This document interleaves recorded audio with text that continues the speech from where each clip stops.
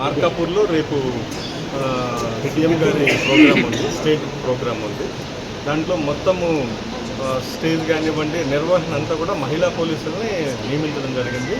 ఇది first time మనం ఇలా చేస్తున్నాం. మహిళా ప్రోగ్రాం కాబట్టి మొత్తము మహిళా ఆఫీసర్స్, మహిళా కానిస్టేబుల్స్, మహిళా ఎస్ఐలు అంతా కూడా ఎక్కడ వాళ్ళు చక్కగా చేయగలుగుతారని ప్రూవ్ చేయడానికి ఇది ఒక వేదికలాగా మేము తీసుకుంటాం.